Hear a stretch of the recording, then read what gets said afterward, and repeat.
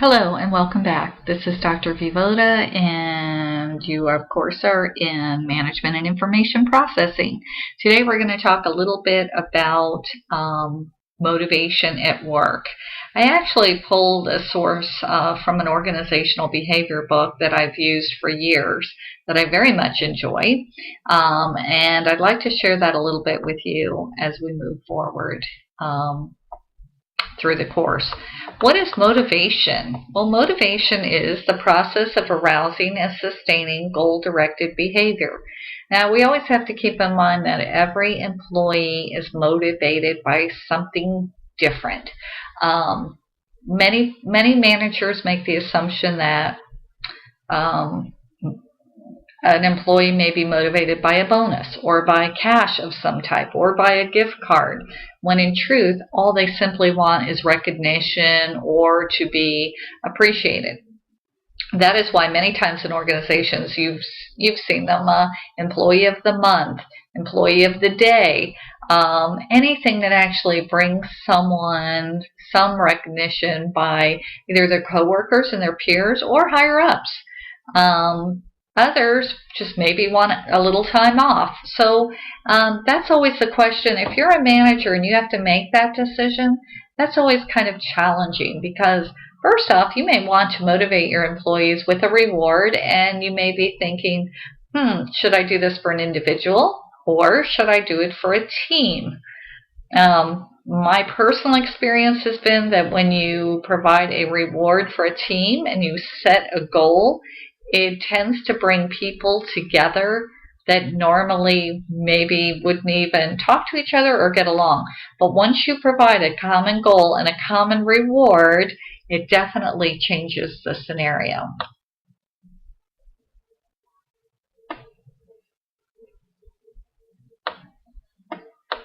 Employee recognition and ownership. It's basically built on Smith and Taylor's theories, Adam Smith and Frederick W. Taylor. It emphasizes external incentives. There you go. There's the young lady, employee of the month. The idea is to reduce turnover and to build commitment. It gives employees a feeling of ownership and increases organizational citizenship behavior. Includes both psychological needs and external incentives. Once again, it could be recognition, it could be cash, it could be money, it could be gift cards, it could be, as you know, the corner office, the office with the best view. The list goes on.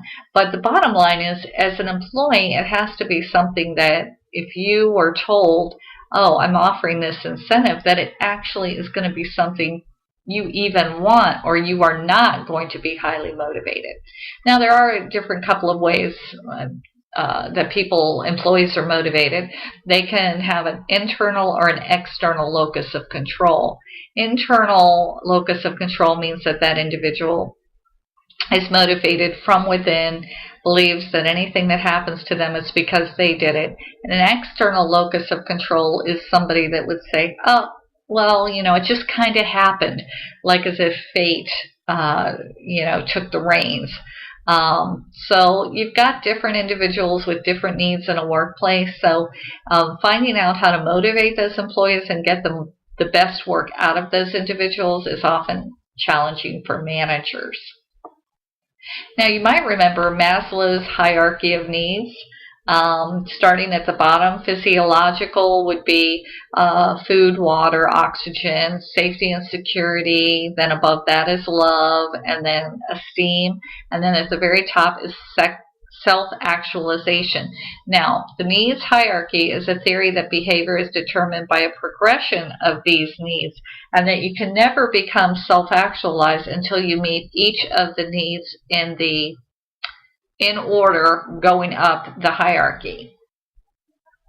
So there's a theory that until, for example, if you're a manager in a workplace, until your employees feel safe and secure in the workplace, until they know that they're in a place where they can eat and drink, and you're never going to be able to move them up the hierarchy. Okay, so it's very important that you ensure your employees' needs are met. You might remember we talked about theory X and theory Y. That was an interesting concept by McGregor that we discussed in our last video. And if you take a look here, there are many different kinds of motivational need theories. Maslow, which is the hierarchy, McGregor, Alderfer, and McClelland. You'll read about these different motivational need theories. They're all very interesting. Like any theory, a lot of times Maslow creates a theory, and then the next theorist comes along and likes the theory, but doesn't like all of it, so they tweak it, and then they create their own. And generally, that's how theories are created.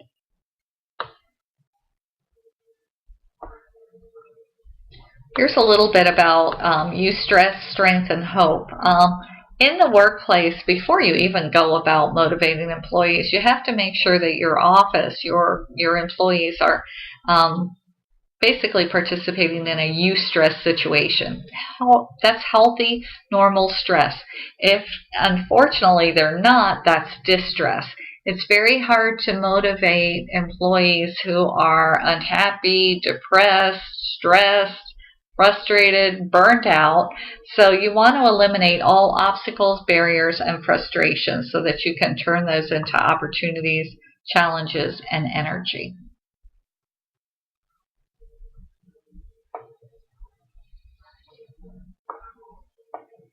There are 3 causes of motivational problems.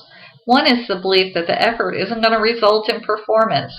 The second is the belief that performance will not result in rewards. And the last is the value a person places on, or the preference a person has for certain rewards. So let's say as a manager you're giving a performance evaluation, a performance appraisal for an employee. If you are incredibly I'd say rough on that employee, and they see no light at the end of the tunnel. They think they're basically done. They're never going to get promoted. They're never going to get an increase in salary. Nothing's ever going to happen. You are certainly,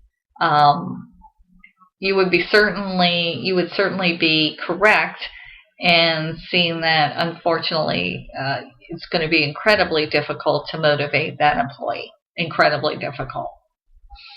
So that's why there's a theory that when you do speak with employees during performance appraisals, that you start out with some good news, you put the bad news in the middle, and you end on a good note.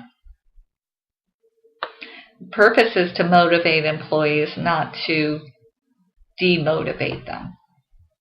Now, what's interesting too is that there are cultural differences. Motivational theories are culturally bound.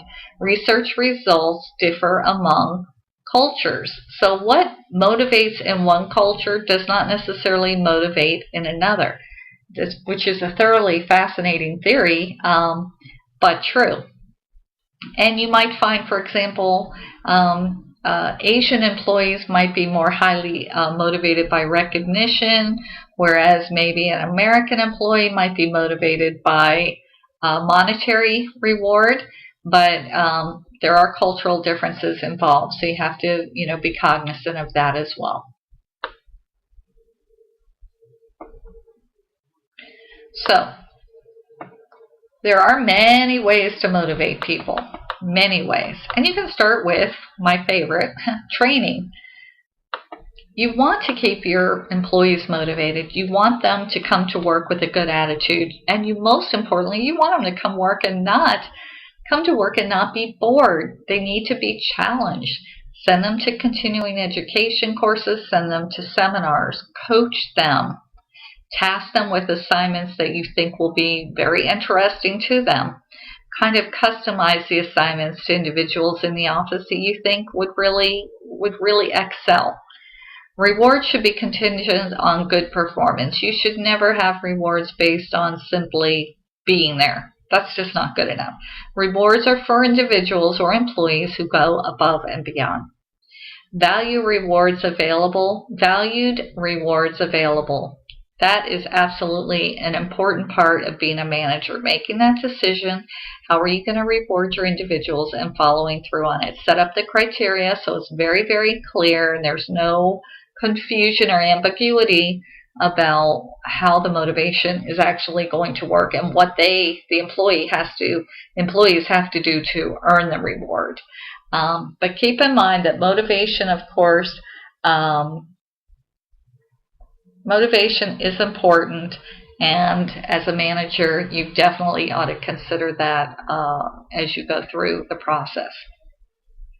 Well, that completes the PowerPoint presentation for today. I do hope that you enjoyed it. I also hope that you will augment this particular presentation with your reading in the textbook, and I thank you.